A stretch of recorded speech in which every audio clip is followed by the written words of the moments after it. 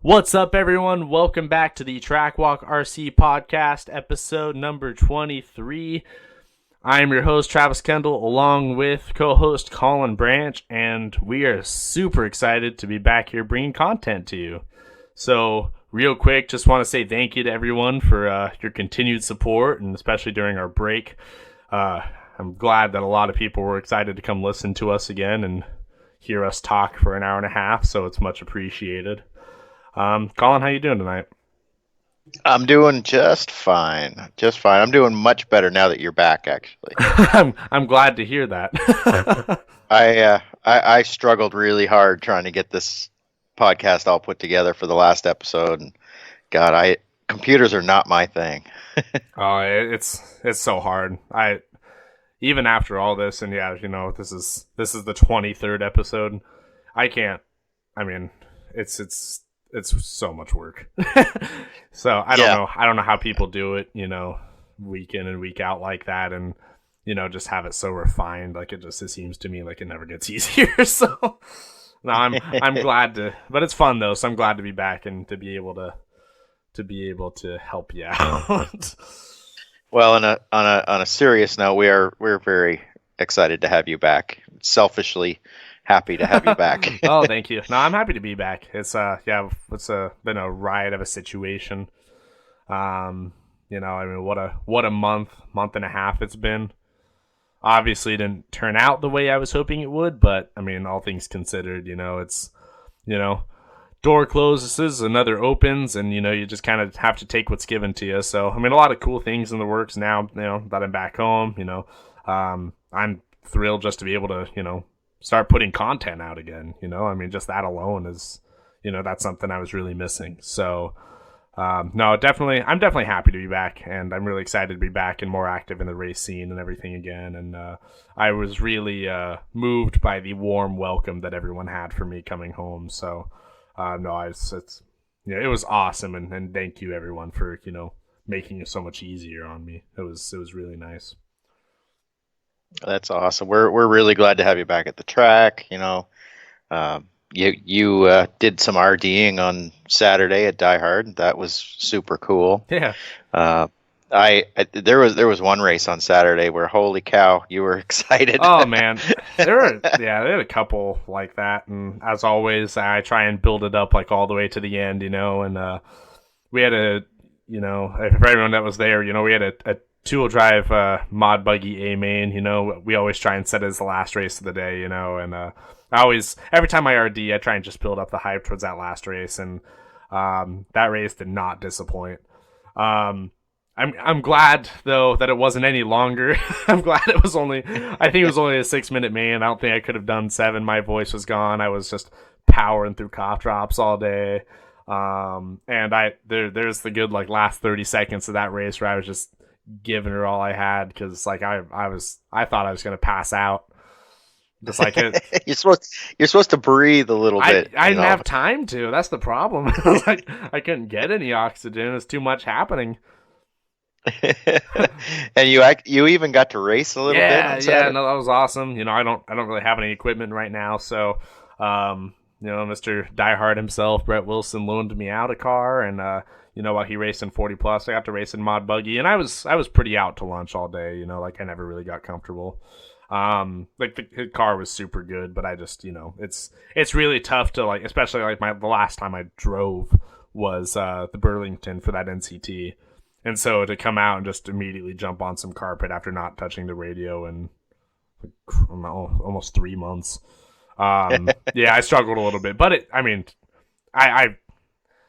it was awesome. You know, it was such a blast. I was just gonna show up and help, but after Brett offered and I said no, I looked at the track for like 30 seconds and I was like, yeah, I can't not do this. So That was such an amazing day. oh, Like, that was killer. Yeah, oh, record turnout. 206. 206. Yeah, I couldn't believe that. And we were through to like 198, and we're sitting there like, oh my God, what's happening? And then when Brandon and I started doing corrections, you know, before we got that first teed out, and to see that number climb up to 206, we were just like, you got to be kidding me. Right after all that happened, someone walked up to us, excuse me, and was like, what's the biggest day you guys have had? We're like, this. Like this, definitely, no contest. I don't think we've had a race close to that. I mean, we've had like some 160s, 170s, maybe a couple 180s. But yeah. Yeah, the last race was 176, I think. Yeah, that's crazy. And, you know, like, Yeah. we're like surpassing what Mike's RC World used to do back in the day. Like, we knew we were in for a long day. If, you know, they were calling out 140, 150 entries. We're just like, man, we're going to be here forever. But it was great. Like, honestly, all things considered, like, we had a lot of, you know, festivities kind of going on. You know, it was a Die Hard's Veterans Day race. So, you know, we had an extended drivers meeting to, you know, honor veterans and say thank you. And Marcus did a phenomenal job playing the national anthem on his trumpet. Wasn't that was awesome? super cool. That was someone mentioned, like, we just need to start off every race day like that.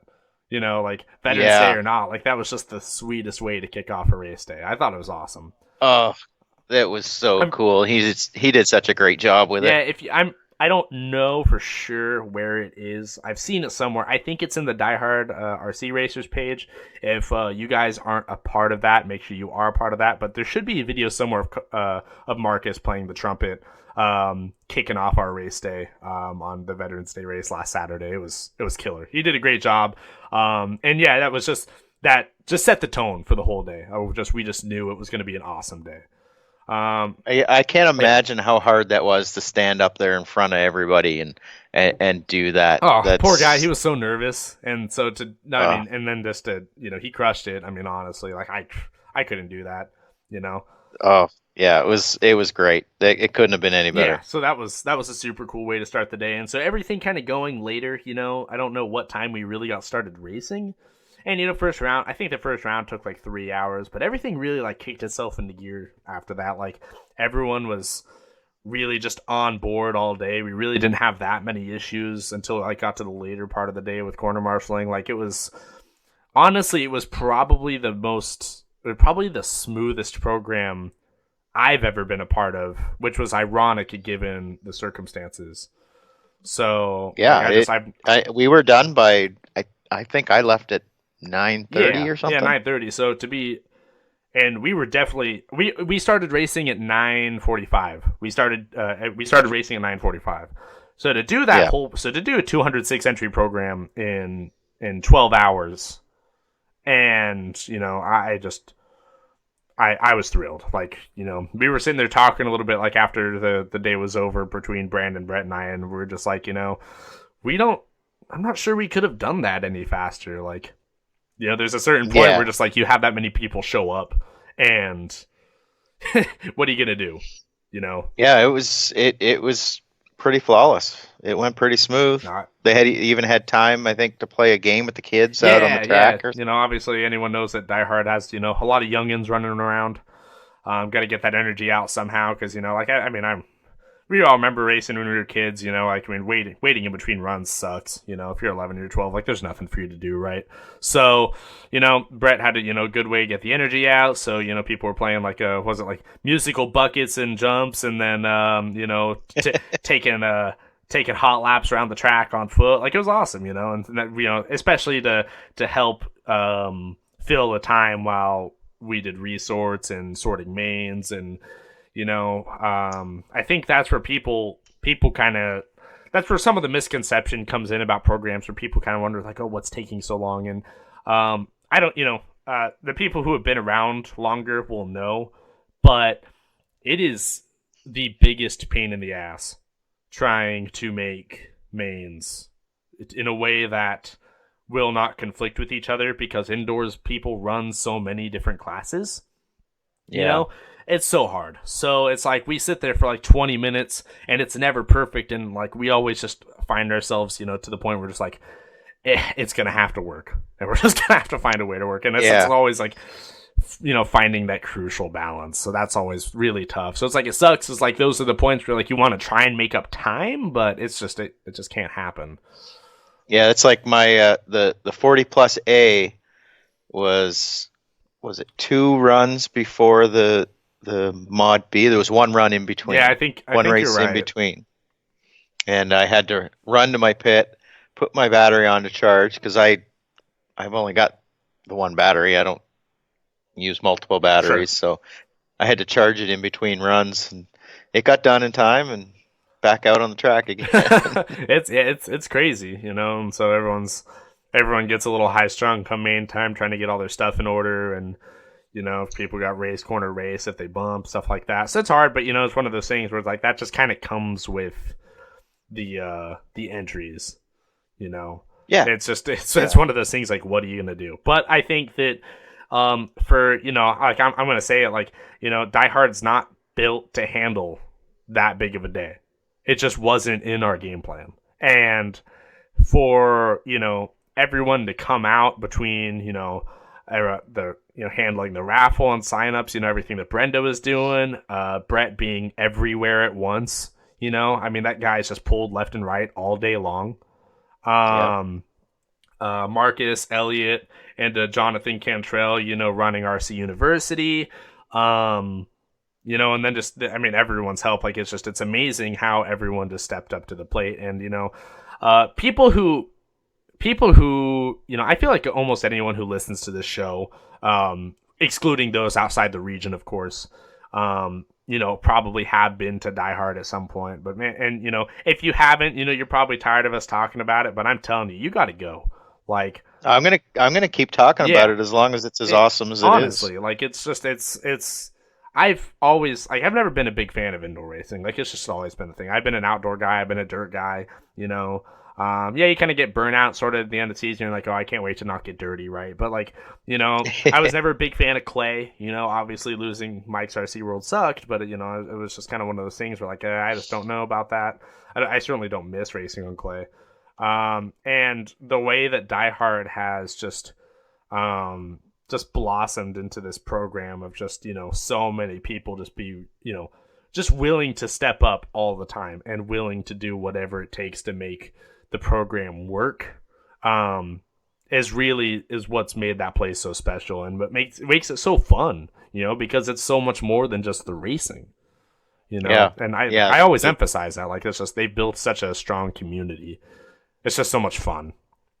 It is fun. Everybody's like friends, everyone's walking around and say, hey, how's it going? Or this kind of thing. And it's just super friendly. And yeah, it's super competitive. There's some fast racers, and all the heats are very competitive. I couldn't believe, down to the C main and Mod Buggy, there was A main talent. You're just right. Like, it's just all like, who can put the solid runs in. Like everyone was so close in speed, like that.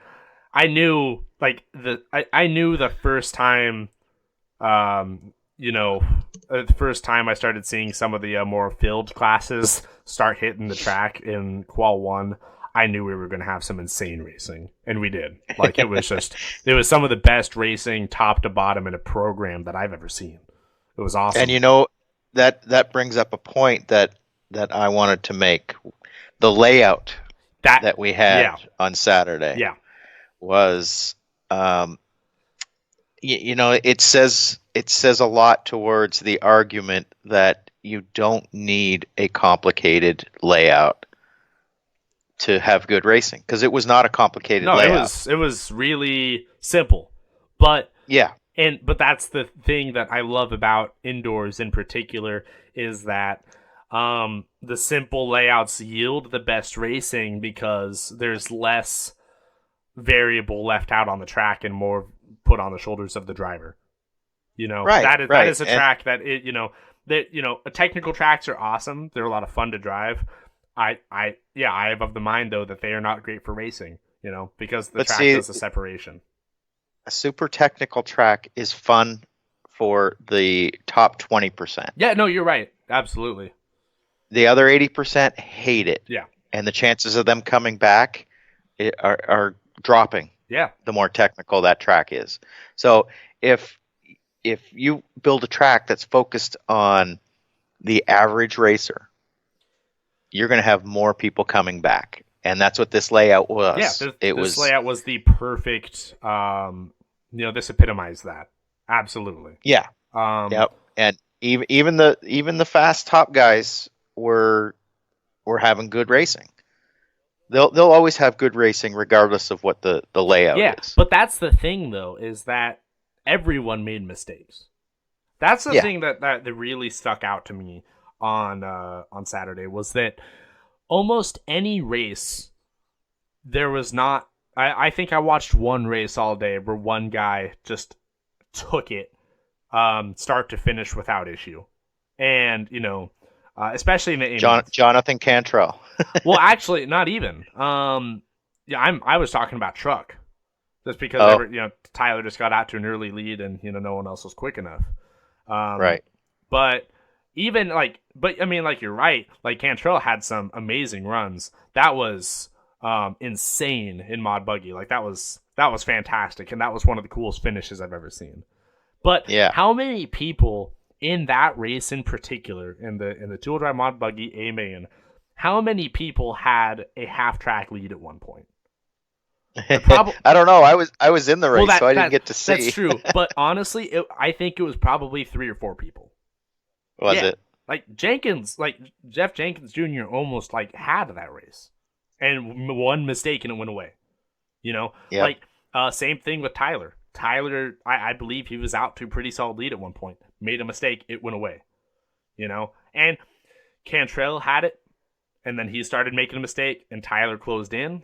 That was the thing. The other thing I loved about the layout is that the layout was fast. It was arguably easy, but it was so crucial to be correct, because not only was the track fast enough that you just didn't have time to crash, but also the crashes came in a way where they were really impactful.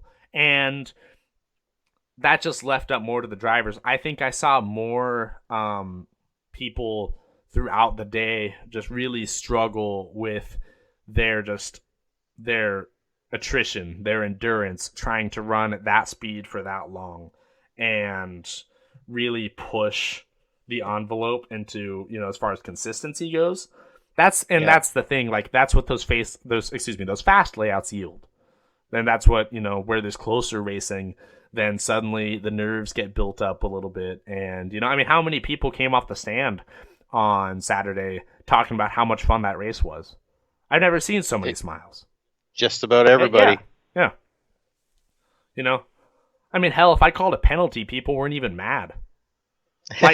Which was insane to me. I was I think the 2 or 3 that I called all day, one person asked, but it's one of those things where usually people, aren't obviously happy when it happens to them, but no one even said anything about that because the racing was so fun.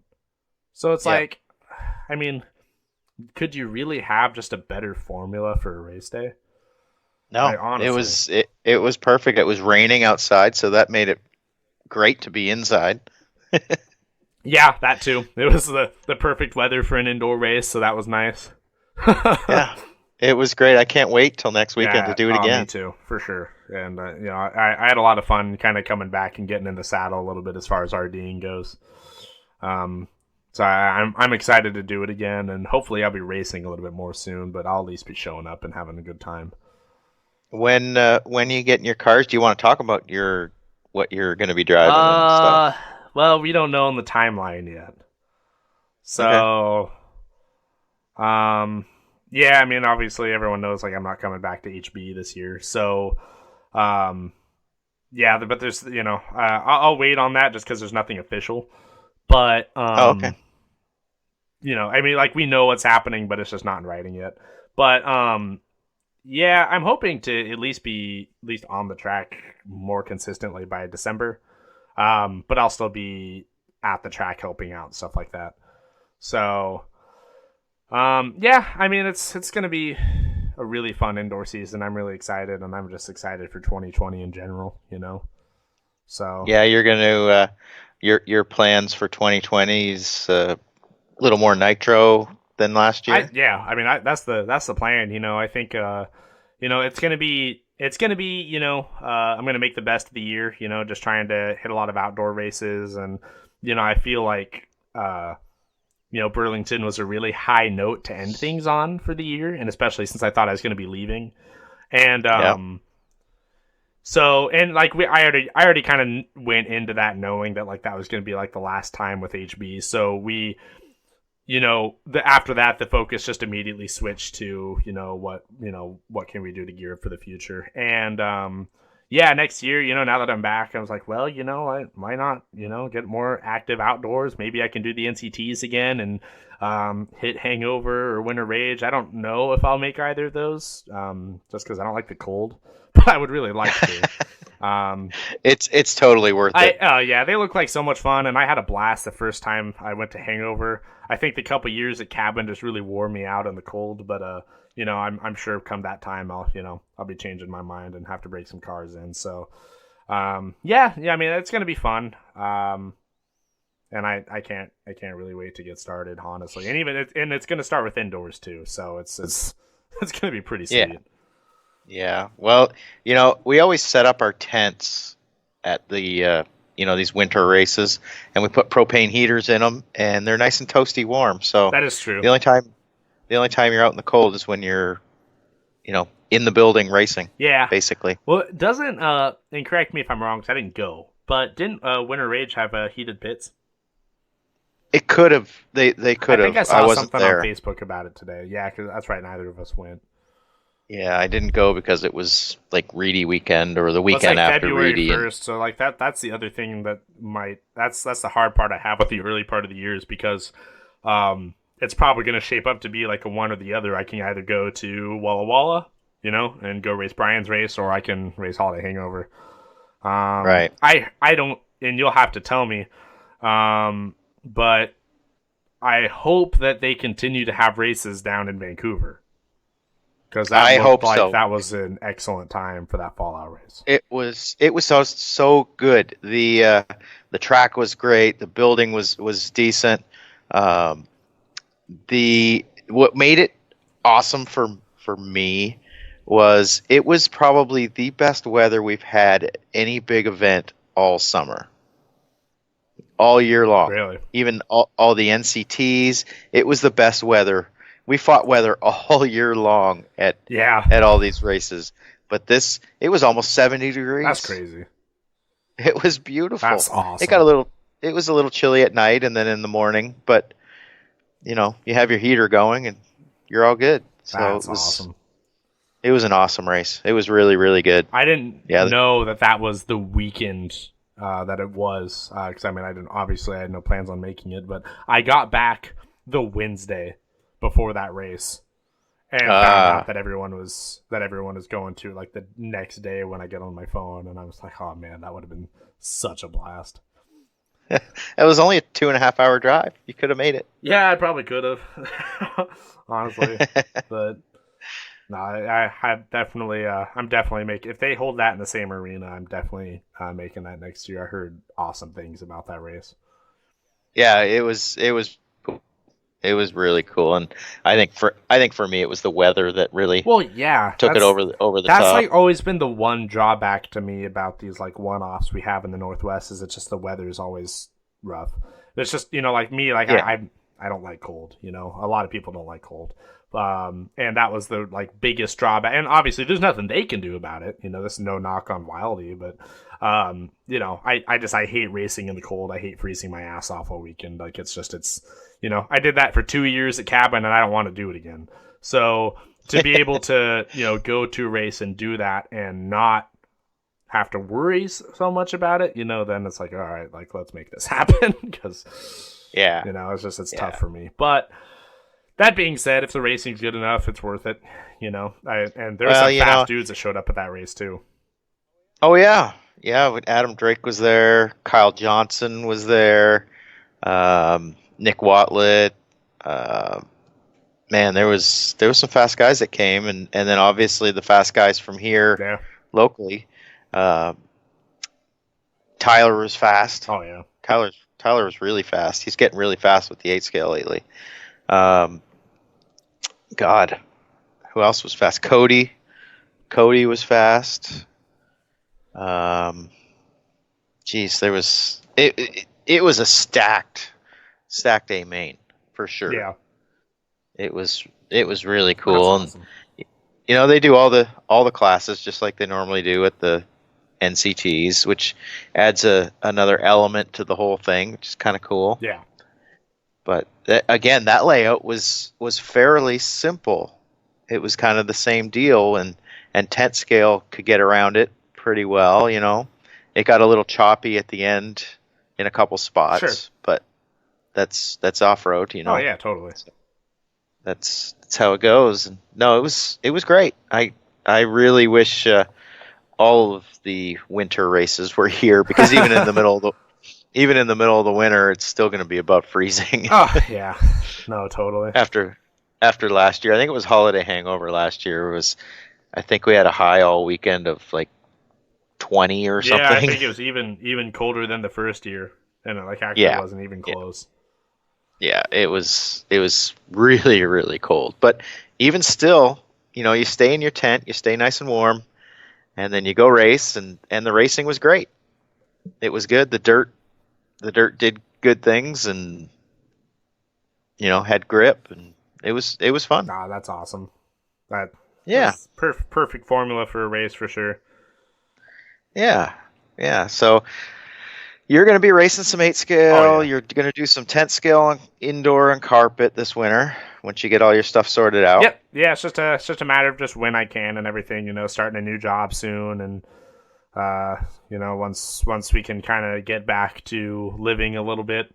Now that I finally got Hep home, that now we can kind of get back to normal life. So I'm hoping then, as long as all that goes smoothly, then we can make the transition back to racing and racing consistently, because it's definitely something I want to do a lot more, and I want to make 2020 a really good year. So I've taken the time off that I needed, so I'm really excited now, especially for 8 scale. That's always what it's gearing up towards, is just so I can race some 8 scale. Yeah, I think you're gonna have you're gonna have the time to be able to race now. Yeah, absolutely. So that's not have to work weekends and stuff. Monday through Friday is nice. That is it's the dream. So to be able to do that, yeah, I mean, it's I can't wait to get that started. So no, it's gonna be good. And yeah, I'm looking forward to next year. New opportunities and everything. It's gonna be awesome. I think I guess I can just say it in a minute since everyone locally knows. But I think it was super funny. I made the post this week. I was leaving HB. Everyone thought that I was joining Serpent. Yeah, I know. Yeah, well, I tried. You did. That definitely was not due to a lack of effort from Colin, for sure. Yeah, well, it's all good. I'm happy for you, and I know you're gonna do just fine. Yeah, no, absolutely. I'm thrilled, and I think I mean, like I said, everyone knows locally, so I have to say it, but I think Associated is going to be a really, really good fit for me going forwards. So it was something that we were kind of more gearing up towards, of just me. I was going to be traveling in the Air Force, and we thought that was going to be the best fit, because I wasn't sure where I was going to end up.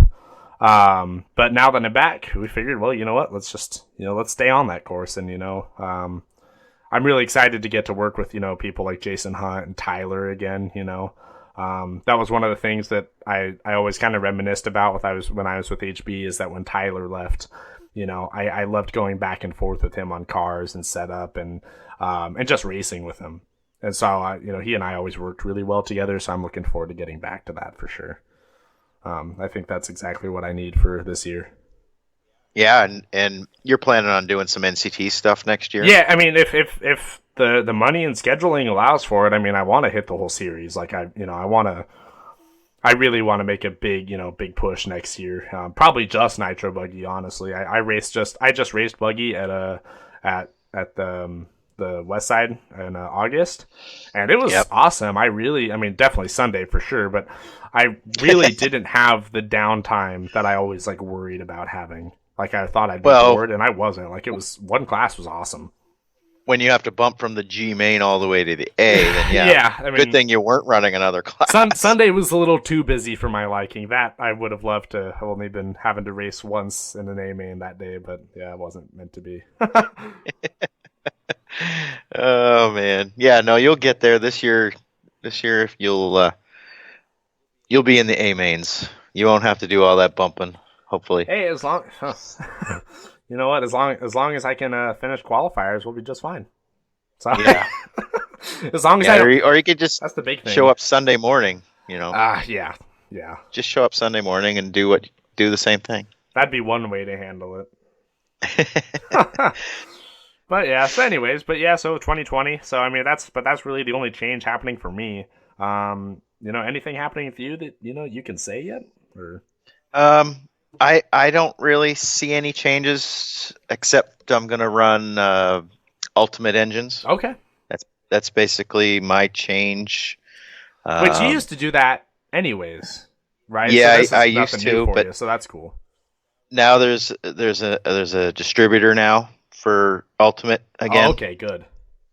Who distributes and it's Beach RC now is who's them? distributing Oh, really? them. Okay. Yeah. Yeah. So they're really good. They've got OS and Nova Rossi based engines, Yeah. and I fell in love with them the last few years when I was running their Nova Rossi based stuff. So I got to make the decision if I'm going to continue with the Nova Rossi based stuff or switch over to the OS stuff, which I ran an OS engine this year and it was pretty darn good. But yeah, we'll see. I don't know. It'll probably depend on my bank account. Oh, for sure. as Yeah. does most of this for sure. So understandable. Yeah, but that's basically the only change for me. I'm trying to build the team more this year instead of focus on my own racing. So NCTs, there's a chance I could probably only run 40 plus at the NCTs, and then the rest of my time will be spent with the team okay. and helping them. So No, that's pretty cool. yeah, that's I think that's probably where it's going to lie this year, and just kind of take a step back from that. I'll still do all the club racing and stuff I did last year, but focus more on the team than I'm focusing on myself. Yeah, for sure. No, I think that's awesome. I think that yeah, I mean obviously, Serpent, under you has made a big push in the last couple of years, and there's a lot of opportunity for development for sure, and I think that, that's a good thing that, you've really stuck with, and I mean, I'm sure you're thrilled to see where it's gone in such a short period of time. Yeah, it's kind of blown my mind how quickly it's exploded. I've run, oddball cars for quite a while here and there, and not that the Serpent's an oddball car, but nobody was running them when I started up here, and I expected to maybe sell a few here and there, but it's kind of really taken off, and it's become quite popular, and I'm pretty excited about it because the products are amazing. So No, that's killer. I'm happy, and I'm having fun with working with the team and building that side of it. Oh yeah, that's the big thing. If you can keep doing it and have fun with it, I think people have a tendency, as far as the team manager thing goes, there's an opportunity to burn yourself out a little too quick, So Yeah. I think that's the big thing is you just have to kind of remain a little lighthearted about it, Exactly. Yeah, and I'm pretty lighthearted. Yeah. I don't know who has more fun in the pits than we do in the Serpent Oh yeah. pit area. We have a lot of fun, and it doesn't get too heavy usually, so No, absolutely. it's fun. It's Oh, fun. I like But it. yeah. So that's our thing, and hopefully try to get some of the faster NCT guys or a faster NCT guy on the team that can get some results that I've been unable to get. That's my goal. Get a fast NCT guy up there Yeah. and help him or her Yeah. No, I make like it to the top. Yeah, absolutely. Yeah. And then it's also nice because it's like while you've been doing the team manager thing for Serpent, like you've also kind of been like the fast guy for them locally here. So it's nice to have someone else that you can kind of bounce ideas off of and help push the envelope as far as the car goes. So Yeah, exactly. I'm ready to pass that torch. Yeah. I'm spent. This year wore me out. So with all the racing I did. Yeah, you had a hell of a year. Yeah. Yeah, I put a lot into it, so I don't know if I can do the same thing next year. That's understandable. Yeah, Fair enough. But I'll be at most, if not all, of the NCTs, support the team, and do a little racing here and there. No, that's awesome. I like it. So that's my plan. And with the new job this year, I'm going to be able to do Die Hard and Tuesday nights at Die Hard in the summer I can't is wait. the best. Yeah, it is the best. Tuesday nights at the park. It's the perfect way to spend your summer. It really is. Like we're It's all so racing. amazing. We're racing Saturdays on dirt and stuff like that. And obviously getting our 8th skill fix. But it's probably one of the most like just fun, relaxing RC activities you can do. Is just pop over to the park after work and do some racing under the lights. It's just such a good time. Yep. With the sunset out there and everything, it's that's perfect. God, it's awesome. I love it. Definitely going to be a lot of that this year. 100%. Yes. Yep. Cannot wait. For sure. Yeah, we work pretty close to the track now, so yeah, it's going to be easy. So as far as while we're on the subject for 2020, I know Eric Olson. Everyone knows Eric around here. He's doing he does independent hobbies now. Yeah. And he's always he likes to. He started this thing last year where he kind of did like the 2019 rumor mill. Trying to see where people are going. I don't think he's updated it yet, but I know he's doing one for this year too. And so I'm kind of interested to see where that goes. I haven't really heard anything though, as far as people changing. I don't know if that is if that's the case for you, but I haven't picked up on anything. I haven't heard a lot of stuff. I did read something today about Joe Scales running in Agama. Yep. Yeah. So that's right. That's happening. He's going to do Agama. You're doing Associated. I haven't really heard a whole lot. I know there's going to be a couple of changes because I'm kind of working on some stuff myself, which I can't talk about yet. But there's a few changes here and there, but I haven't really heard of a lot. No. It's been pretty quiet. Not a brand change, but Taylor Wonders is the Northwest team manager for Tekno now. Right. Jesse stepped down from that to spend time with the family and that kind of thing. No, that's cool. That's big news. Yeah, absolutely. I didn't even see that until I came across that today. Tekno put a little blog out, and I was reading. I was like, wait a minute, what? Like, just someone had asked me if I'd talked to Taylor about Tekno, and I was like, no. I was like, and Jesse hasn't said anything, but I didn't know that Jesse wasn't involved with that anymore. So that's cool because Taylor has been really involved with the NCTs, and obviously has made a pretty big splash with the Teknos. Like that move really panned out for him. So yeah, he's looking really good with that new 2.0. Yeah. So I mean, great for him. So that's an awesome position to be in. So glad to see him in it. Yeah. So yep, that's cool. And I haven't heard anything. Jay Snyder looks like he's stepping away for a little bit from his position at JQ. Okay. I think maybe he's just stepping away from racing, period. It has nothing to do with JQ, honestly. But because I didn't talk to Jay about it, but he seemed plenty happy being with JQ and those guys, and obviously him and Kenan have a great relationship and have nothing but good things to say about each other. So, I imagine that it's probably more of just a time away from racing more than it is the brand.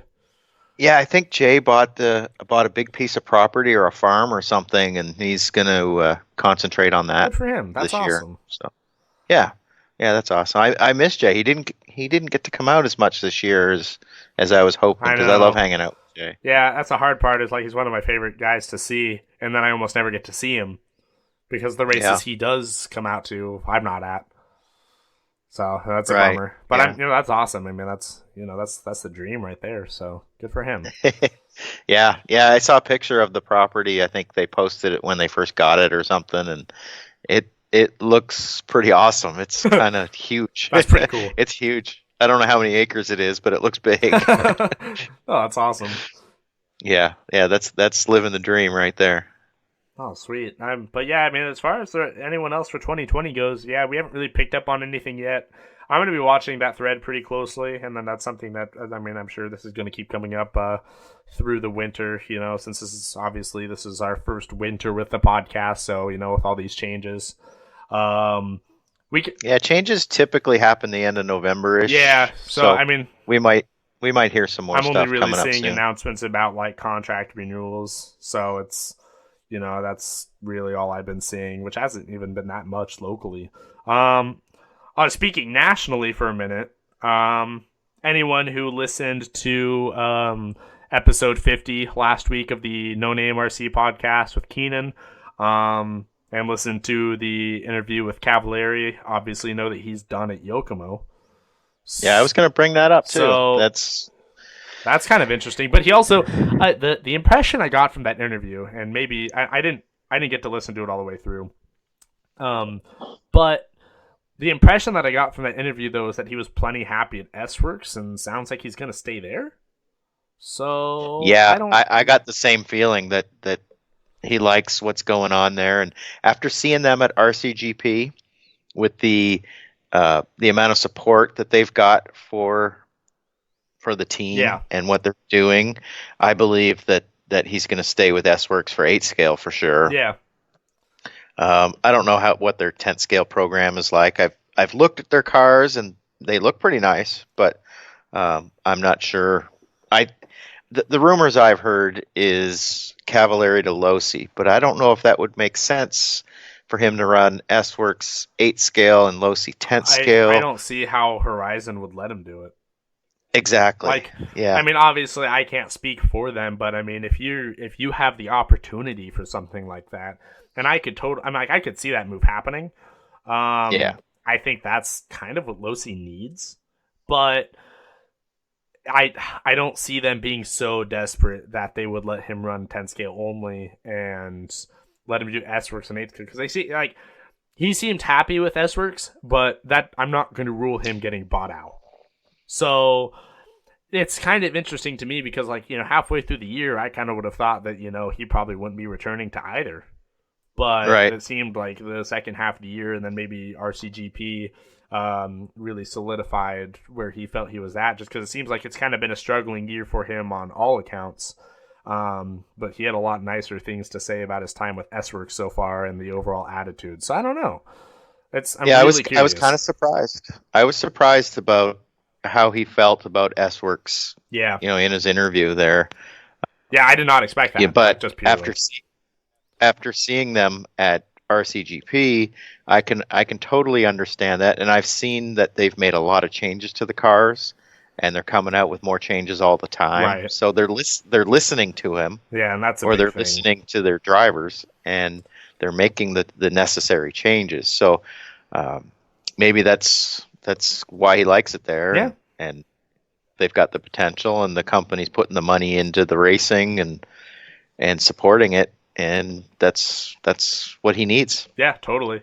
I think that, I mean, then their 10 scales, they just came out with a new line of 10 scales. So maybe we do see him with S-Works 10 scales next year. I don't know, because they totally just revamped those. So That would be cool. I don't know. And, like, the cars look good, They Like, do. I mean, S-Works has a lot of money behind them. Like, the stuff's not, like, cheap or cheaply made. And they Right. don't give that impression. You look at them, I think just not a lot of people run them and give them a chance. So I'm really curious to see what happens there. So maybe with the way 8 scale has gone this year, maybe he'll be willing to go 10 scale with them too. Kind of just Yeah, speculation, yeah. but I'm kind of waiting to see on that one. Well, there was when A Main was distributing them, they really didn't do much with it, No, they didn't. so it kind of fell apart. They had But some fast guys running them, but the brand wasn't really going anywhere. So now it seems like, and I don't know who it is, per se, but it seems like that there's a big focus shifted towards the actual growth and development. I mean, you can see it. You saw it at RCGP, and you saw the insane influence they have in drivers in Europe right now. Yep. So Yep. like, They're signing some big names, and I know that they're signing. I'm pretty sure they're signing somebody shortly here, not up here, but in the United States. That I've been kind of, not, I wouldn't say in the middle of, but I've been kind of involved with it a little bit. sure, So I kind of know some of the backstory, but there will be an announcement there. I'm pretty sure. interesting. I'm not 100% that it's a done deal, but it's probably going to happen. Well, that seems and then, like the big thing is like, I think that was the thing that I felt that S-Works was lacking this year, was just more U.S. support. yeah, You know? yeah. Well, I don't know who's been distributing S-Works, Me neither. but I also have some inside info that there could be a new distributor coming. Oh, okay. So that could be pretty cool. Huh. Okay. Yeah. Now that'd be So, real interesting. We'll see how that plays out. I don't want to say anything, but Yeah. Well, that could be pretty cool for them. I'm sure in a couple weeks we'll definitely be talking about it. So Yeah. So that's that, and you've got Lutz. He's not going anywhere. I think he's pretty happy with the Agama. yeah, definitely. He's doing well there, and Billy's treating him well. I don't know who else. Mayfield's really hasn't done much, and it's been pretty quiet. I don't see any changes there. Yeah. I'm pretty sure he would have announced if he was leaving Yokomo by now, just like Ryan has. Yeah. But yeah, I don't see a whole lot of changes going on yet this year. Yeah, it's kind of been a quiet one so far, but at the same time, December isn't even here yet. So yeah, so there's not much to talk about there. I think we've worn that one out. yeah, for sure.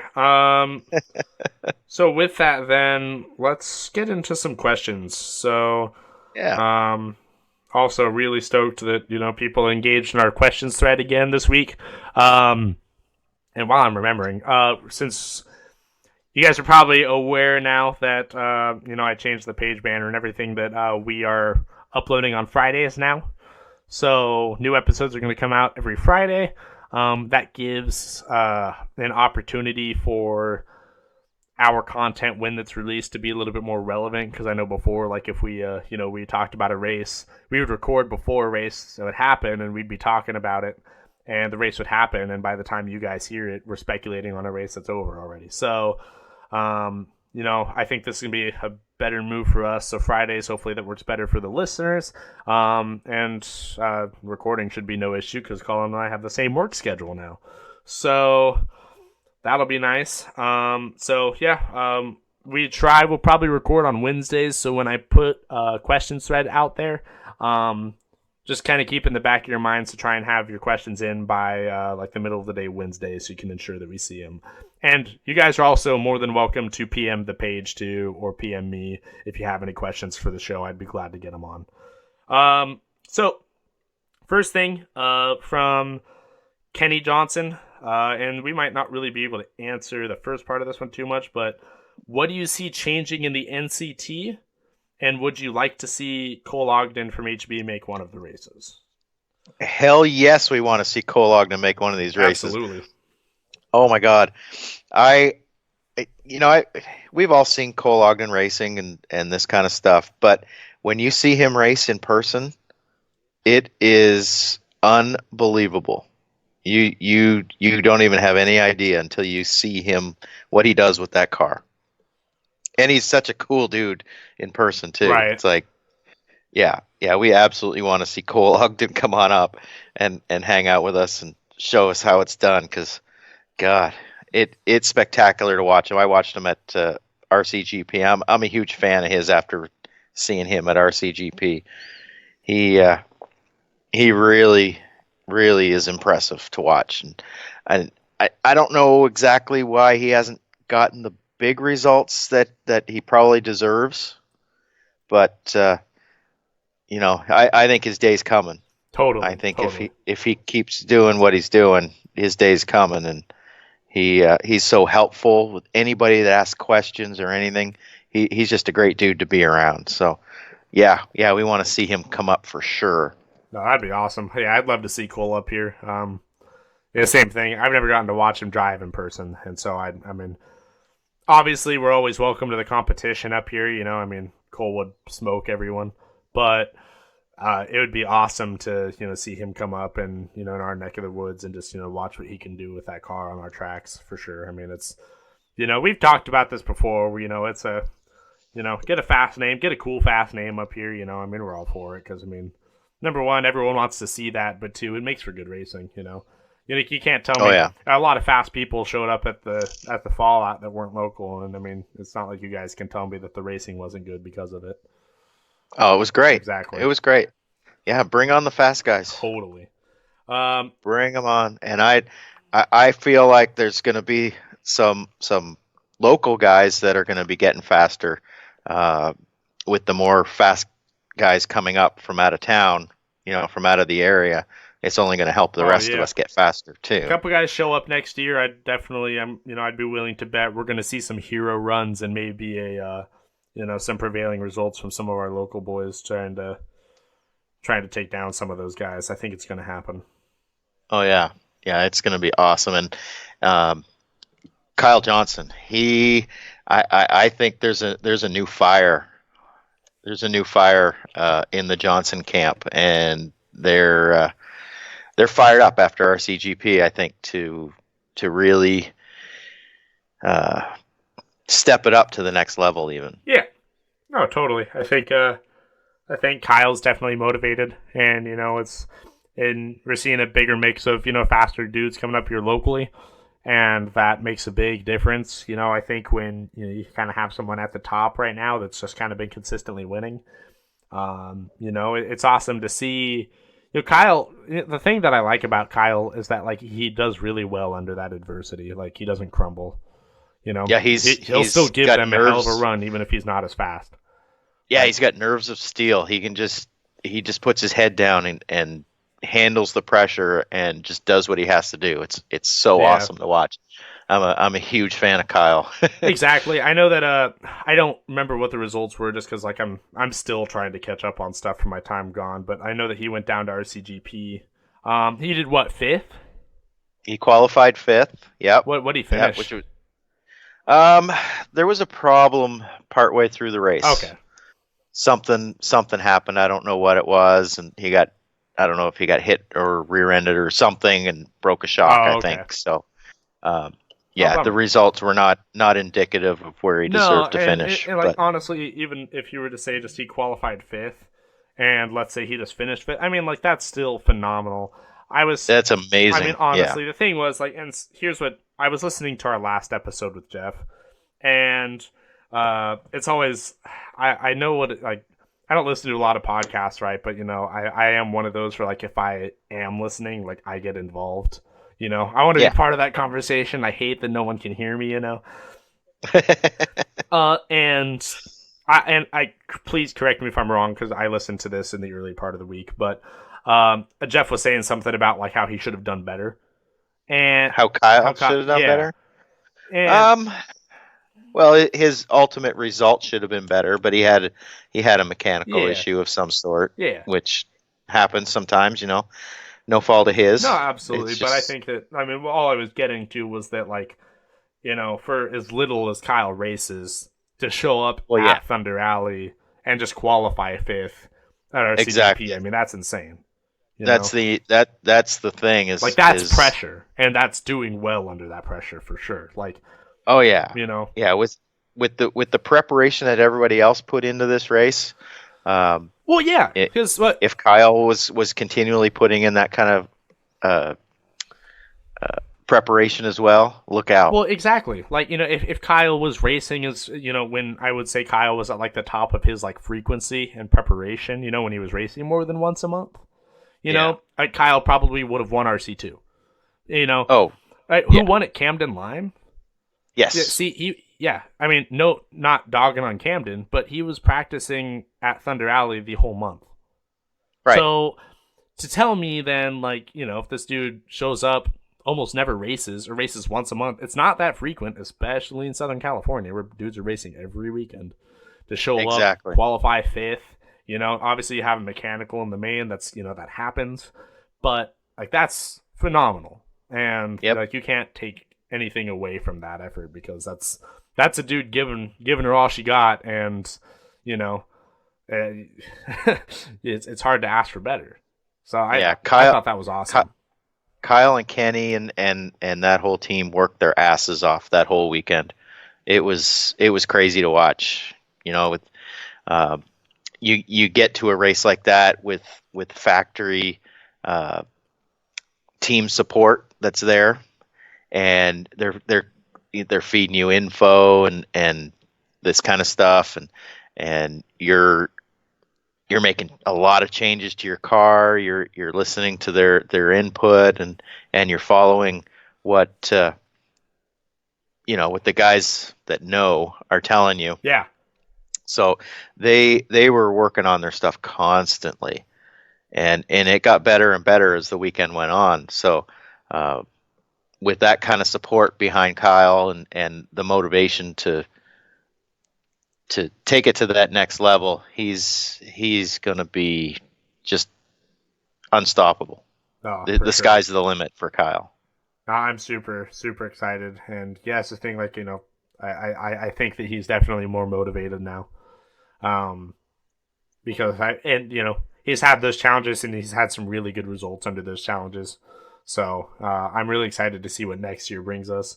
As far as changes to the NCT, I think it's just a little too early to tell. I'm sure we'll have a conversation with Brian at some point about that, or he'll start posting soon. But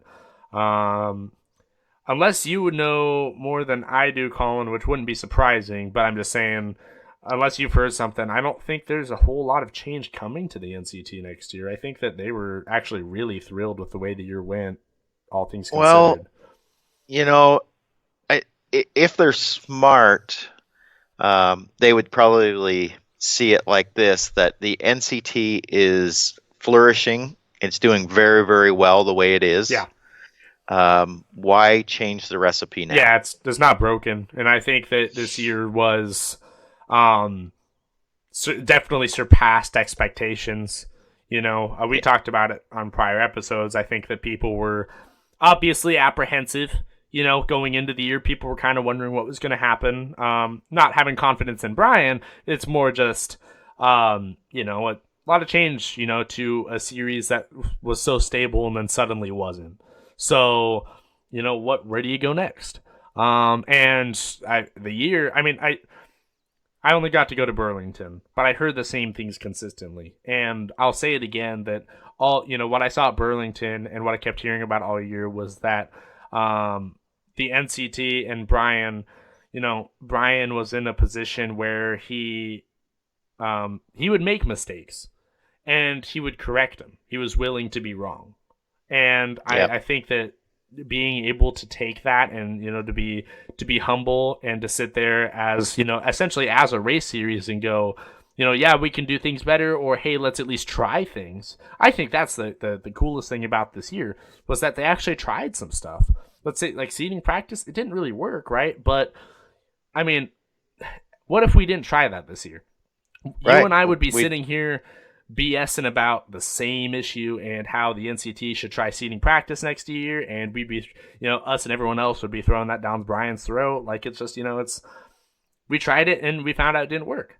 So exactly, I think that that's a big thing that, but the nice part is, and I loved in Burlington where, the weather being what it was, that Brian was able to take that and implement it in a way that made sense. So that's one thing that I really like about the NCT, is that it definitely feels a little bit more, I don't know. I'm excited to race it again. Let's say, you know, Yeah. the NCT personally for me has created the draw to actually want to attend their events again. And you know that's I think that as long as they're doing that, I mean, yeah, the same thing. Why change it? Why fix it? It's not broken.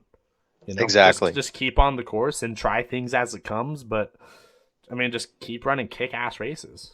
That's about Yeah. all you can do.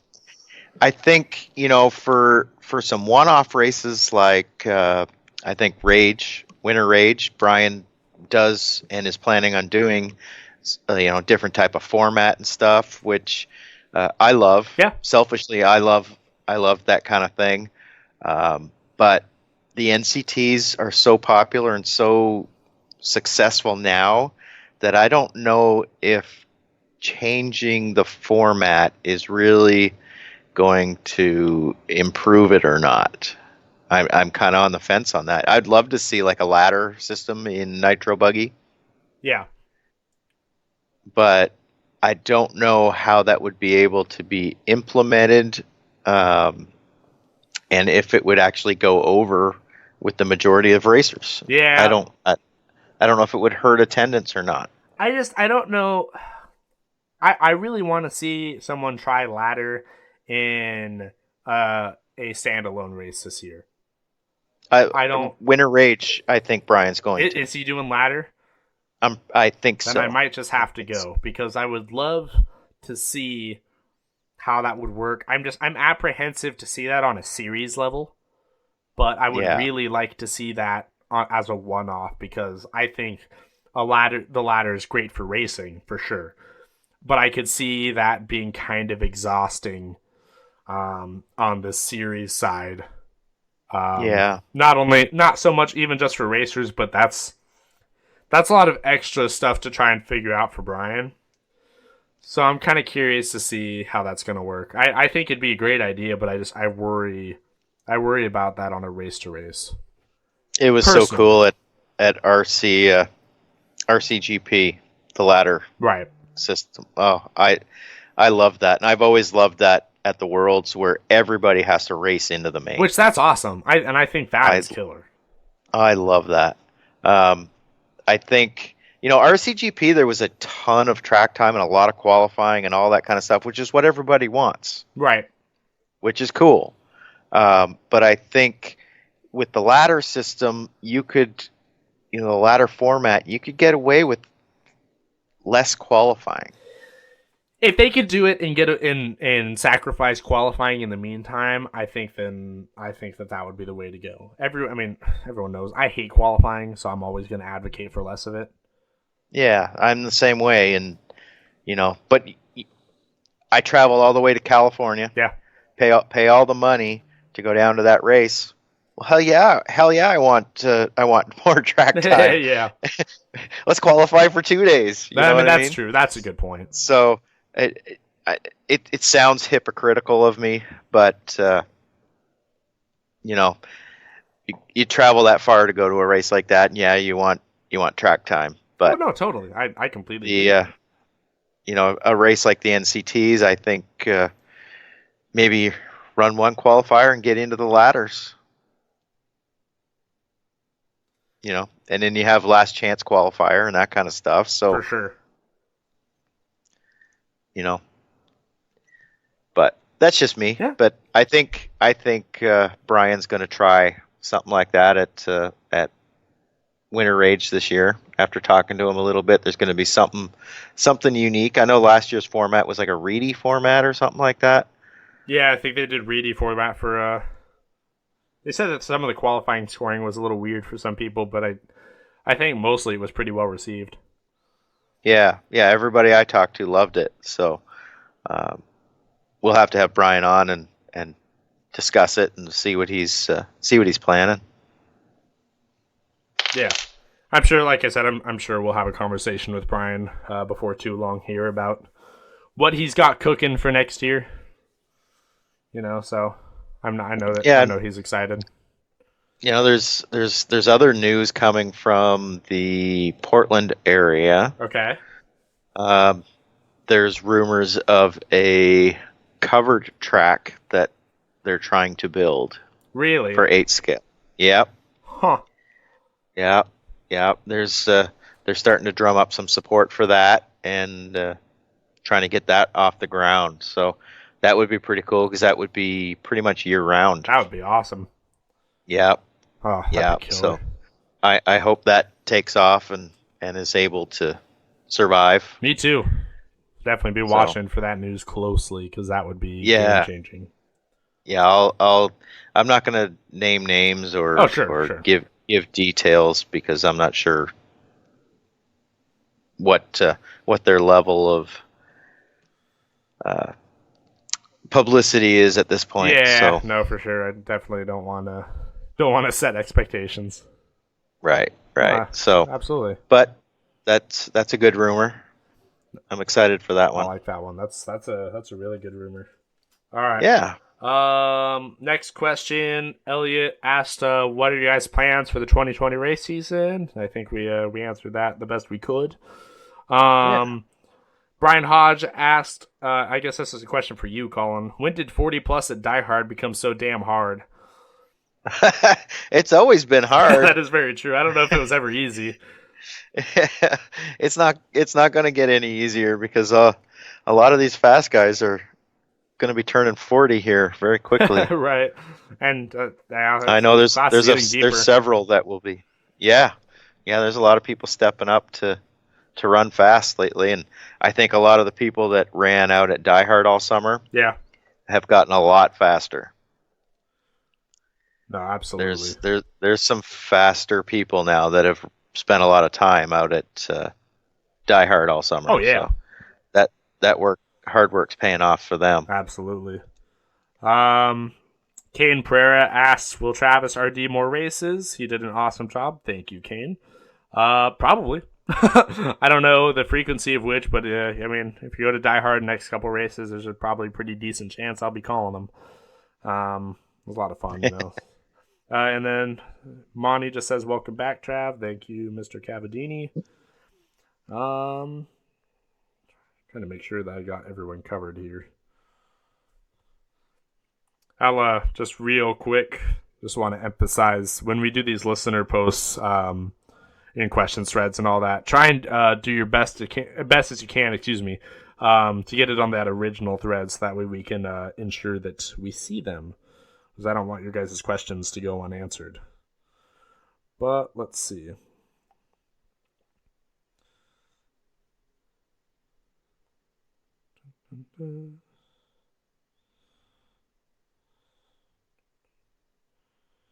Kyle Predmore asked, "Will the Die Hard crazy entries ever stop? Let's hope not. Insane. The program Saturday the program Saturday ran like it had 20 entries. Nice work, Travis, Brett, and Brandon." Well, that's one thing we, probably has to be a discussion shortly. Do they start limiting entries? Yeah, I don't know. There was some discussion this week amongst the Rugrats crew if maybe there's a way we can streamline either signups or trying to get the morning float a little bit quicker in case we have that happen again. I don't really know if we're going to be changing anything for that, though. But yeah, limiting entries is kind of not something I really would have had to expect we'd have this conversation about for Die Hard. I know. Wouldn't have thought about right? It. Whoever would have thought, a temporary carpet track would really explode the way it has. It's crazy. Yeah, that's nuts. Yeah. So it's good to see. I love it. I love racing at Die Hard. So let's keep it growing, and I don't know. I think probably 200 is probably max. I don't know if they should allow that again, but at the next, in order to limit it, you can't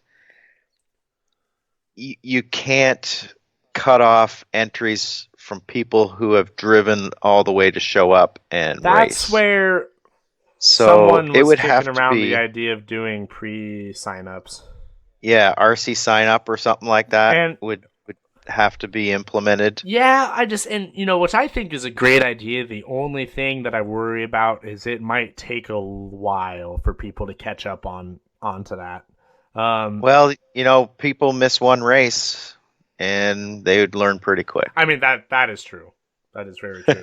I would just hate to see someone that made like a local, especially of the newer community that, made the last minute decision to come race, have to get turned away. Granted, I'm sure that depending on the amount of people that sign up, there would be exceptions, but it's one of those things where as long as we can do it without, still having to sign up 70% of the people who show up Saturday morning, because that's really the big thing is like, if we can help streamline the morning process, because it's really time consuming entering those names in. Well, yeah, the lineup at sign up all morning was ridiculous. Yeah. I would sign up on RC sign up ahead of time just to avoid that. Yeah. No, absolutely. I would too. And it would speed up the program. Were you guys entering names and everything because you'd already have it? Yeah. So I think that's the big thing, is just making sure that if we did decide to go that route, just need to push it. Maybe it should be implemented to have pre-sign-ups on what is it, RC sign-up or one of those? Yeah, probably RC sign-up. Not limit entries right away, but just get people used to using it. Yeah, I think just getting it up so we can get it started, because that means the same thing. If I can do, if we don't have to spend as much time in the morning with the sheets, that's a big help, because that's what takes so long in the morning and why it seems like we always have to kind of delay the program 10-15 minutes from getting started, because I'm still putting sheets in. And either that or, they were talking about starting signups earlier, but then, that makes the morning that much more taxing on Brenda, so I don't know. Because people sign up really late, and that's like my one like criticism, and that's not it's hard, because it's like you try and be as accommodating as possible, and I know some people show up at different times, but if people are signing up, you're trying to get racing at 9:45 and someone just went over and signed up for their class at 9:15, it's like, well, all right, like yeah, but the thing was, I signed up late because I saw the line all morning. I was waiting for the line to die down. Which, that's a good point. Yeah.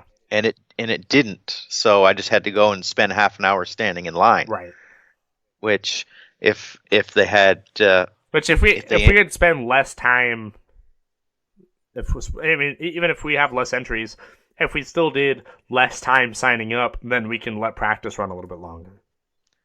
Maybe, or get it started, get the races started sooner so we can get out of it. Well, that would be, I think, the primary emphasis, was just getting the program rolling.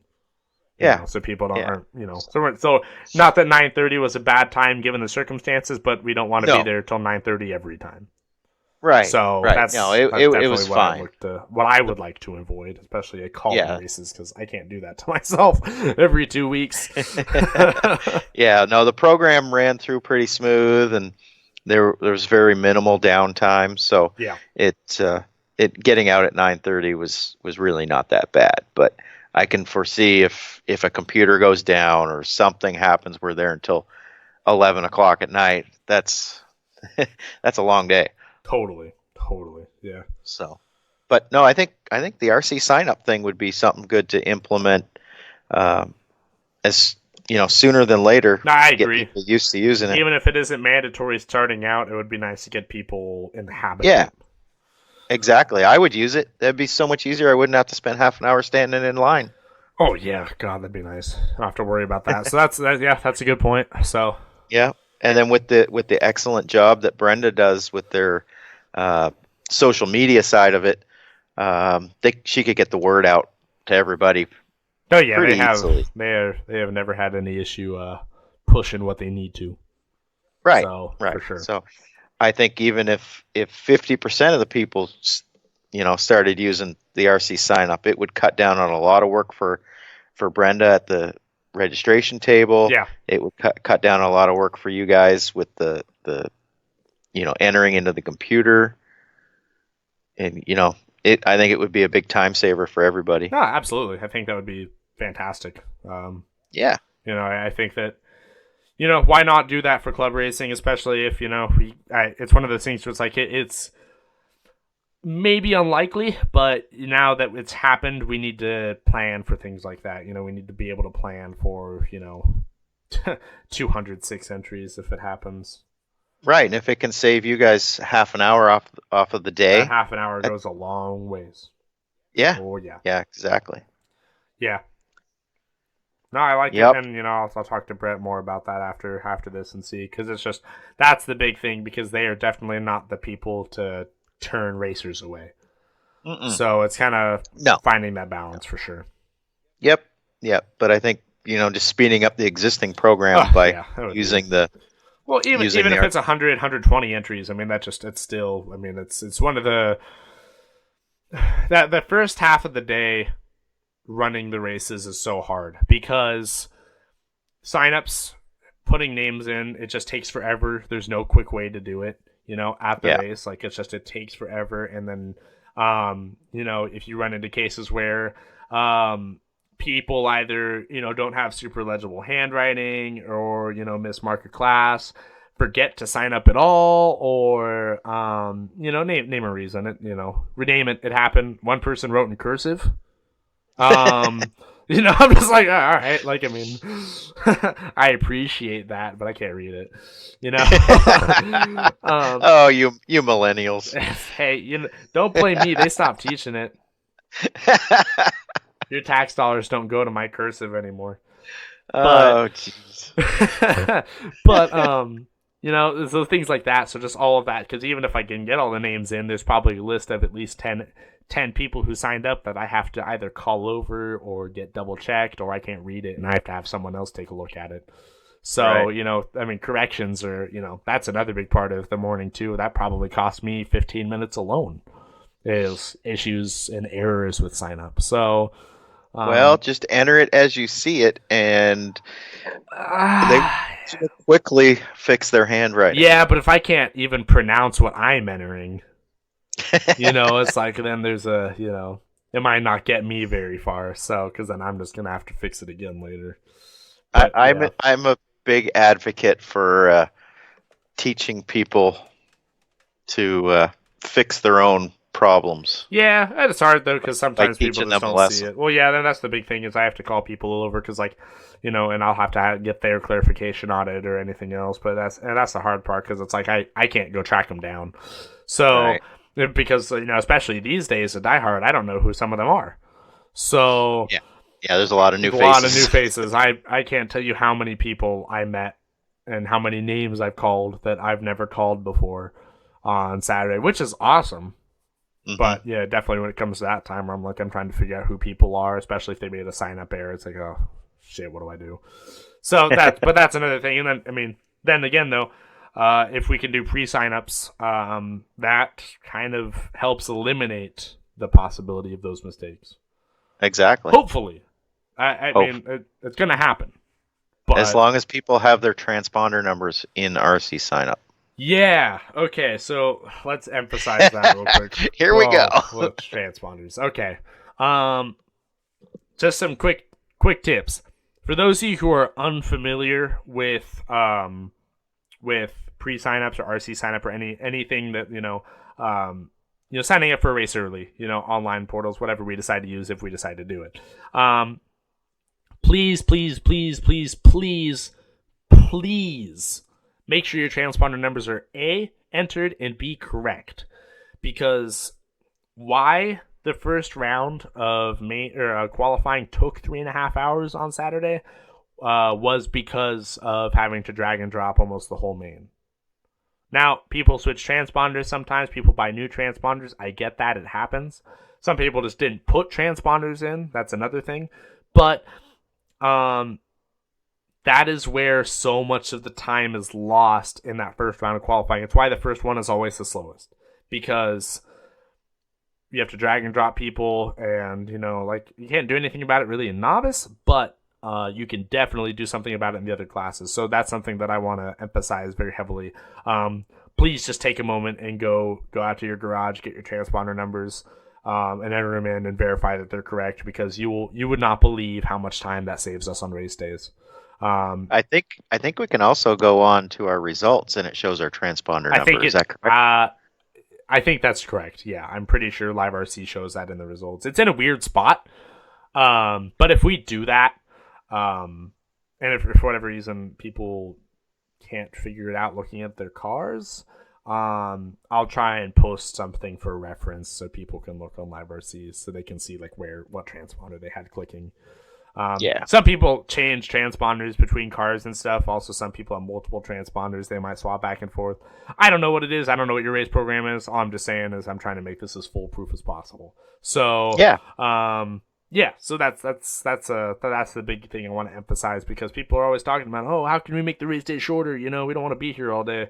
They start with that. Like that makes a world of difference, and that sure takes a weight off my shoulders, and then I can get to calling races, which is what I ultimately like to do. So I'm happy, you're happy, we're good to go. Another stat I would like to hear is how many novice racers are there just to race novice, meaning they're not there with their parents who are racing other classes. That'd be cool. Just to see how many unique novice racers there are. You know what I mean? Yeah, I would take a deep dive into results, but I'm sure I could figure it out. I mean, what I'm kind of getting at is to try to get the novice program done sooner. If there's a bunch of novice racers that are there just for novice, and waiting all day. Yeah, I mean, we try and do it the best we can because we have the novice mains. Instantly starting, like we kick off the mains with all of the novice races in succession. Yeah, and that's been a big help. That's been nice for sure, especially the corner marshaling situation. And then having the A main start off the corner marshal, the last race of the day, the 2-wheel A main start off the corner marshaling helped kick us into gear. So that was nice. I think that was a good decision. Yeah, I wish there was a way. It really what it comes down to is running the mains sooner. I wish that, and it sucks because there's no way to separate them. Lifetime doesn't let me do that. But yeah, it would take a separate computer, I think. Yeah, it really would. But even then, it would be difficult to. You could run a complete separate system. I don't know if it even would be that easy though, because you could, but with the loop and everything and how we have the decoder set up, I don't know if it would be that simple. The only thing that would concern me is running a separate program for them would be the margin of error created for the main event, for the main program. Mm-hmm. That would concern me just because the more stuff you finagle with, the more things that can go wrong. So I don't know. Because that's the big thing is I would obviously, I don't want the novice to be sitting there waiting all day. Even without any changes to the program, it's still the best program in the Northwest. Yeah. Best race program in the Northwest, if not the country. It's got to be ranked up there with the top programs in the whole country for sure. 100%. So, I mean, I don't see how you can do it better. I really don't. I mean, granted, right. You can always improve, but they're just at the top of their game right now, and it just seems like it just keeps getting elevated. And it's hard for, like I said, we looked at Saturday, and for me, it was hard to find fault with what we were doing. It really was, and generally, like even on the best of race days we've had in the past, I've always kind of been like, we could have done this better, we could have done that better, but 206 entries awesome in a church academy gymnasium. I mean, come on. It's insane. And we didn't have any fire alarms this week. No fire alarms pulled. I missed that, but I'm glad I didn't have to experience it again.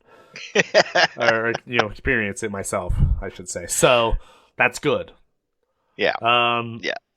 Gearing up towards it's 2.5 months away, but gearing up for Hobby Expo. Those of you who are familiar with Die Hard RC know that we have an event at the Hobby Expo in Monroe at the end of January. That is going to be killer. And now, I haven't looked at the date specifically, but how close is that to Winter Rage? I think it's the week before. Okay, good. I think it's the week before. I know for sure Winter Rage is February 1st. Okay. Let me look it up real fast. But I don't want to misinformation here, and people are like, oh, come on.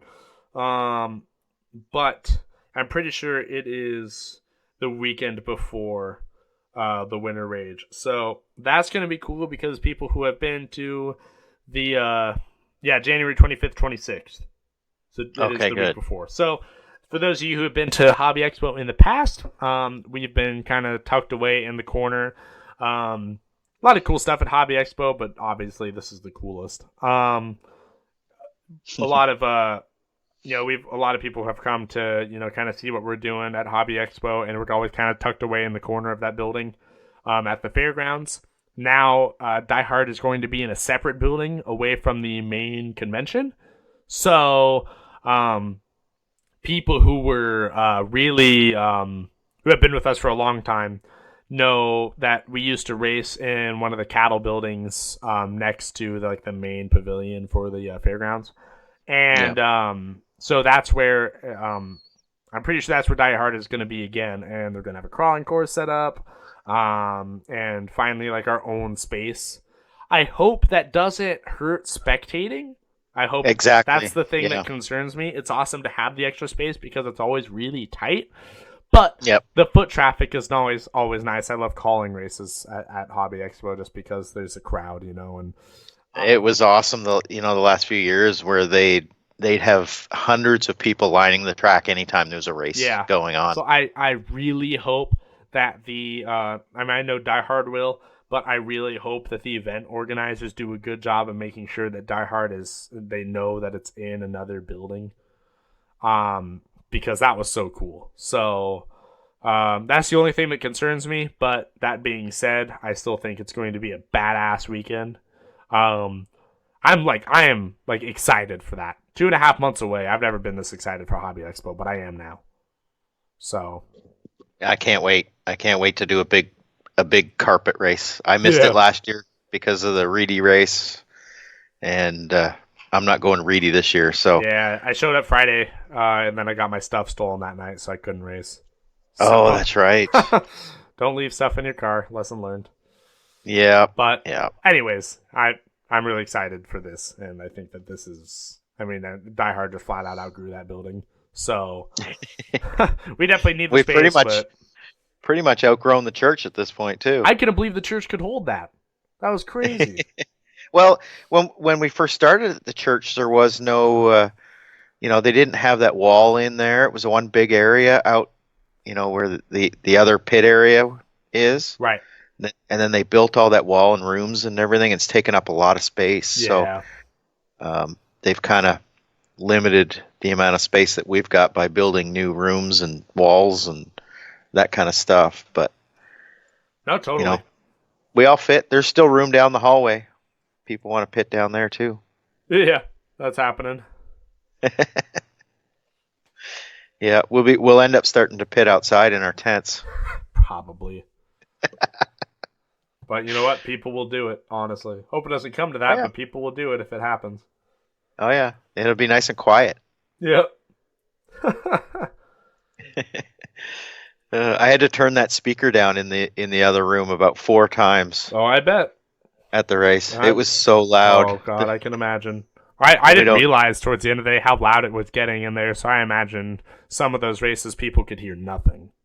Yeah, it was. At the beginning of the day, it was as loud. That speaker was as loud as the ones in the over by the track, and every time somebody would say something on the mic, everybody would just jump because it was so loud. That's really funny. I ended up turning it down about 3 or 4 times. It wasn't driving us crazy. Yeah. But we could still hear it. It was good. Oh, that's good. No, I'm glad. It was still loud at the end of the day. So, hey, as long as you guys can hear it. Yeah. Yep. Yeah, we don't need to be right in the middle of the action all day long. What? It gets tiring. Oh yeah. Well, trust me, I know. Yep. You are the action. Hey, I try to create the action, that's for sure. Or at least I guess my job is broadcasting the action, isn't it? So Yeah. Yeah. I know I didn't get to see too much of it, but I know that Colin Taylor did a pretty sweet job of getting the video up, so that was cool. I would love to. Yeah. I gotta pick his brain because we were trying to figure out audio because there's no audio on the stream, and I know he was trying to find some cables that they didn't have, unfortunately, to get the audio figured out. But I would love especially for that stream, we need to figure out a way, and any audio techs out there that can show up to Die Hard or do show up to Die Hard, let us know because I really want to get the RD audio feed through those cameras. There's got to be a way. So I think that would be really helpful. That would be awesome. If we could figure out a way to do that, that would be awesome.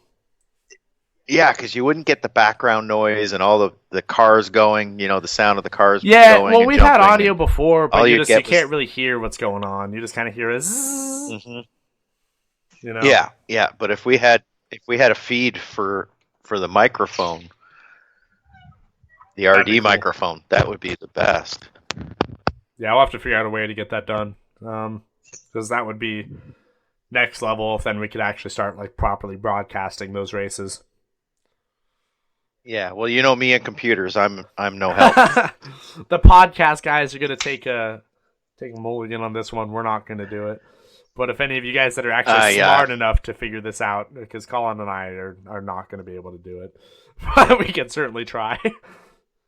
You've done a great job with the podcast. It took me 5 days to do one podcast just to get the computers set up enough to record, edit, and post a podcast. Well, it took me 5 days. Fair enough, but I also literally all weekend sitting on the couch trying to get this stuff to work. It's hard. Fair. Took me. To be totally fair, I spent about 6 months trying to master this before we even put the podcast together. So, yeah. I spent a lot of time trying to figure it out before we even got started.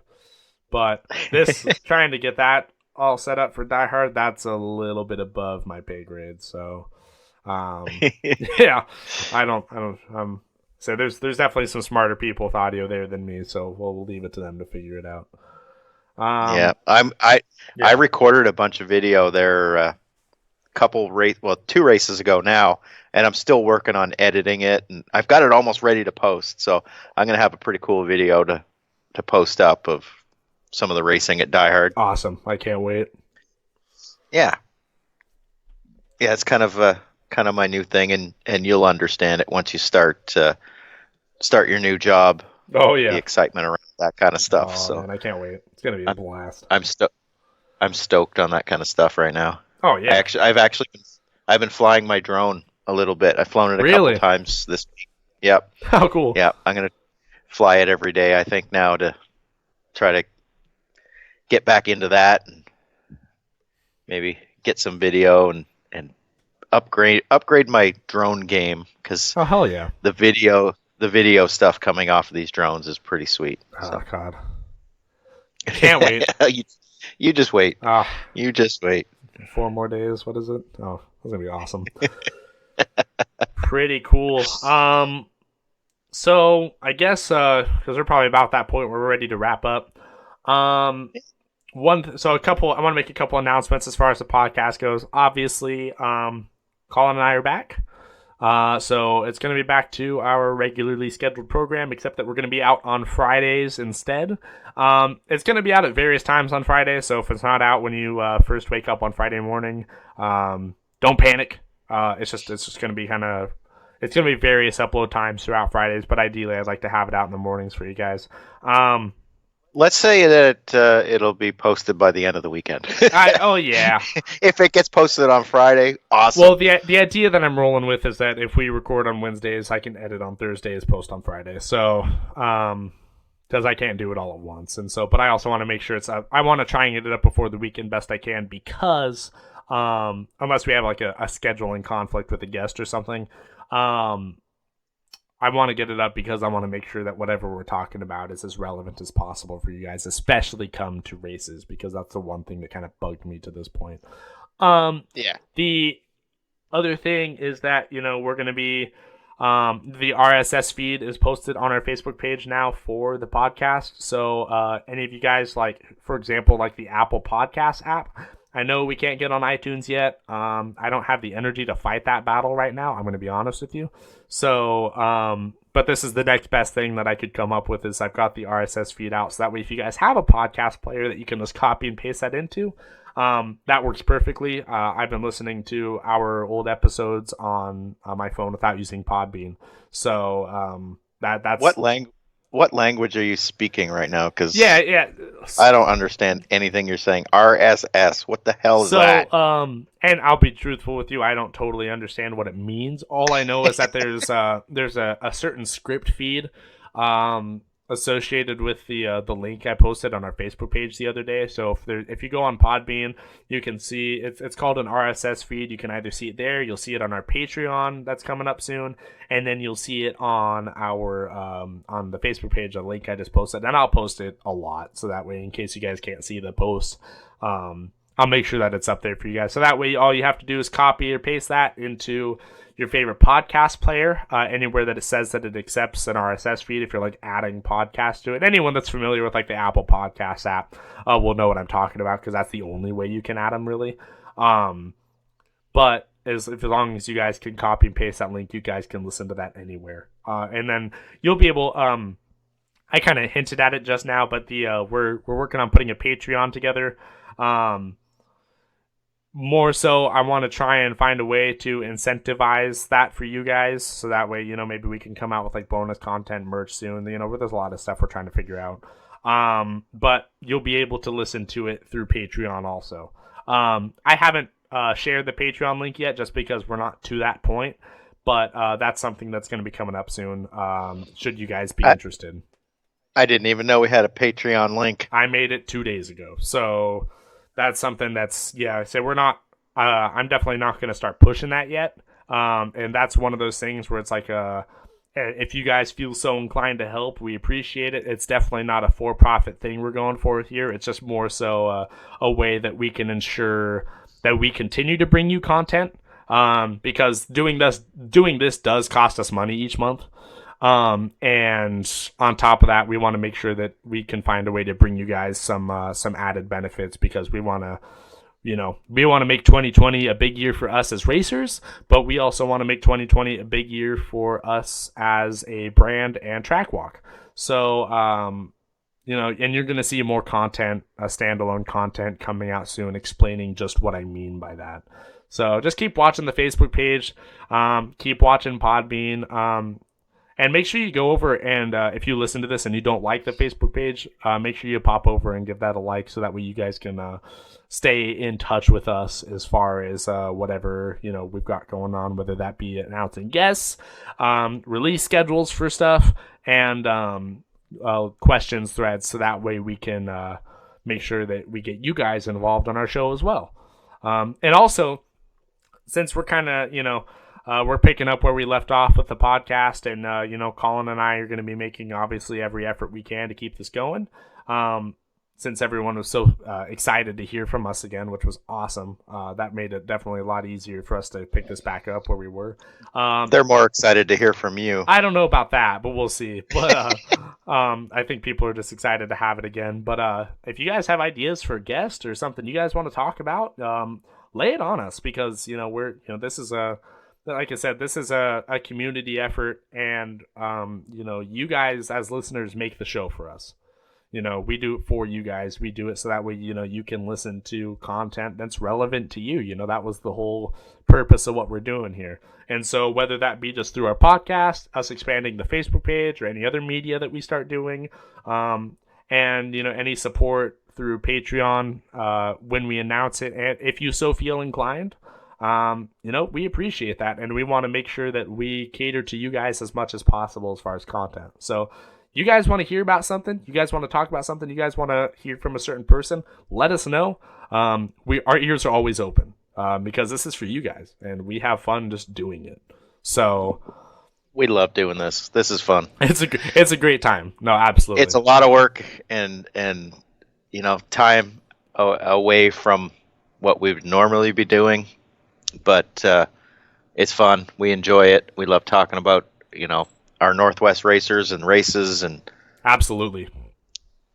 this is to try to promote the Northwest. As you notice, we probably don't talk a whole lot about what's going on in the rest of the RC world, and we try to keep it Northwest focused. Yeah, I mean, so. we will every once in a while, but the thing is like, we want to. That's the thing is everyone and their cousin has a podcast or blog about what's going on out there, and you guys have plenty access to that. I mean, we support it, so we wanted to make sure that what you guys are listening to here, you can relate to every day, So, and one thing, I guess, before we sign off here, I just want to say thank you to everyone who, especially through the hiatus kind of that we had going. October was a busy month for everyone, obviously, not only for myself, but for Colin. So we really appreciate everyone's support and excitement surrounding Track Walk and this brand and this podcast. It means a lot to us, and definitely, like I said, it helps kind of keep the fire burning under our ass to keep this going. So we really appreciate that. We do. We love our love our listeners and the comments, and we get comments all the time at the races and face to face and everything about the podcast, and we love that stuff, and that's why we do it. So hell yeah, keep it coming. Absolutely. So with that, Colin, do you have anything you want to add before we call tonight? I think we've pretty much worn this stuff out tonight. Yeah. There wasn't a whole lot of news per se, so nothing super exciting going on that's been floating around that we needed to talk about, and we talked about what we're doing and what's been going on here locally. Anyway, I haven't been. Oh, yes, this weekend coming up is a big carpet race in, I think, Boise. Oh yeah. Okay. Yeah, I completely forgot about that. That's, I think, Shane's putting that on. Yeah. That's Shane Borden. Shane Borden. Yeah, out at the Boise track. So I would love to hear how that race goes, and I unfortunately won't be able to make it, Yeah. but that could be a good time. I hope they get a great turnout, and they're doing well with their carpet track, I believe, from what I've heard. Yeah, I've heard some great things. Yeah, they just had their new elections go on for their clubs, and I'm expecting to be seeing some good stuff coming out of the Boise area. They got the Eagle off-road track, the outdoor track that looks pretty killer. It looks like a lot of fun. Yeah, so I'm hoping to see big things out of those guys. Totally. Oh, 100%. And then, there was that in Utah, that track that burnt down, Focus RC. Yeah. That was a really sad deal right there. Yeah, that's a huge bummer. I hope they can come back from that pretty strong, because that's devastating. Yeah, I haven't been there, and I don't know the people involved, but from what I hear is it was a really, really good family-focused deal, track, hobby shop, that really put a lot of effort into it, and it's really sad to see something like that happen to them. 100%. That's really, that was a huge bummer to see that. Yeah, and I see some of the regular racers there are actually paying their entry fees every week, or they're going to every week until the track is back up and running again. Awesome. So that's really cool to see the RC family coming together to support, their track, their local track, and their RC family. So that's pretty cool. Yeah, I don't know what else is going on. I think that's probably all the news. Yeah, I think I'm probably missing something, and I'm gonna get some hate mail. But every time, right? But that's all right. Yeah. No one ever seems that upset about it, so I'm sure we're okay. Yeah. But no, yeah. I think we're good to go. Oh, did you see actually? Clinic RC out of Utah released their wireless radio charger. I did. That's so cool. That is really cool. I gotta have one. I know people have pieced them together by ordering stuff off eBay and all this kind of stuff, but his setup looked really clean, though. I really like that. Yeah, it's well thought out, and it's been tested. They've made it work. It's a complete package. You just buy it and it works. So check that out. Check out Clinic RC and have them send you one of those, and your radio will never be beeping on the driver's stand, because I'm going to push you off the driver's stand if your radio's beeping beside me. No, that's going to be super cool. I think it makes me wonder how many people are going to follow suit, start releasing wireless chargers. But I think there will be a bunch, but this one's got like some thought put into it. I really like how he did it. It was just super clean. Yeah, Tony, who we've had on the show before as a guest, they really put some thought into this one, and it's a complete solution. So check them out. They do good stuff. Yeah. No, I think that would be killer. And yeah, definitely pop over to Clinic RC, check that out. He's I would say Northwest local. I think Salt Lake City's close enough. Yeah. Tony's raced here out on the west side. I mean, I think a bunch. Yeah, so. I mean, I think Tony's a pretty familiar name. So yeah, go over, support him. I mean, that's super cool. I want to get one. Yeah, go support him, buy his stuff, or punch him in the balls and tell him I sent you. Whatever your preference is. Yep. We will. Yeah. Either way, we consider it support, so we endorse it.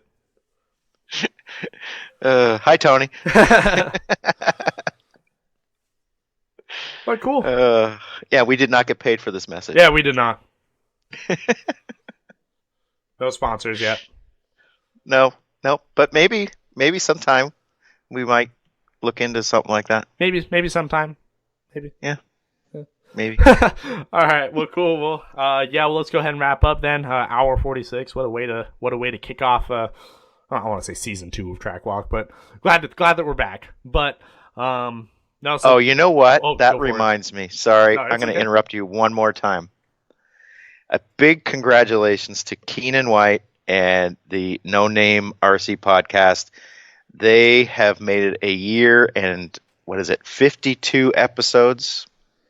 Yeah. Today they released their 1 year anniversary. So go hit them up, and they do a great job. I'm only halfway through it. I started listening to it before I left work this afternoon. So it's super awesome, and anyone who's stuck with us all the way through knows that we have a great respect for what Keenan is doing, not only with JQ but with that podcast, and anyone who listens to Keenan's show and is here as a result of that. Keenan has done an amazing job supporting. He supports all real RC media. He loves podcasts in general, but for his affinity for this podcast and the Northwest in general has been awesome.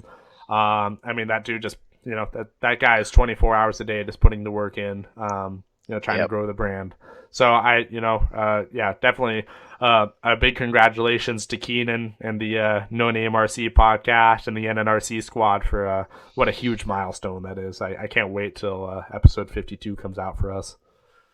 Yeah, gonna be awesome. Yeah. Well, we're a little behind, but we are. If that year anniversary, I guess, is going to come a little bit sooner, but I'm still excited. When is our year anniversary? I don't even remember. I don't know. I don't remember what part of November we're in yet, so. What day is it? Yeah. I don't even know what the date is. Oh, it's the 14th? Yeah, it's the 14th of November. So, yeah, I'll do some research. I'll find out. I'll have that answer for you next week. I know we won't have anywhere near 52 episodes on our 1 year anniversary. We will not, but we're almost halfway through, so. We're dealing with the Northwest. We have a little less to talk about. Yeah. That's our excuse. And we have hosts that leave. So. Yeah. Yeah. Although, hopefully that's over and done with, so we'll see. No more of that. Yeah, well, we all thank you for committing to the cause and the country and all of that, regardless of the outcome. And I appreciate that. No, it means a lot, and that's the big thing they emphasized on my way out was I raised my hand, I tried, so Yep. I'll take it. That's a lot more than a lot of people do. So thank you very much, Travis. No, thank you. I appreciate that. Well, cool. All right. Well, then let's go ahead and call it a night. On that note, so thank you everyone for listening to episode number 23 of the Track Walk RC podcast. We appreciate your support very much. Please make sure that you pop over to Facebook, hit the like button, make sure that you are following us on any outlets are at Podbean, Patreon soon, Facebook. We really appreciate it, and we want to make sure that you guys are up to date with our content. So big things hopefully coming soon. So just keep in touch with us, and we'll be making sure that we pump out content for you. And like I said, if you guys have any questions or suggestions, throw them at us. We can't wait to get started again. So on that note, good night, everybody, and we will see you next week. We're back, baby!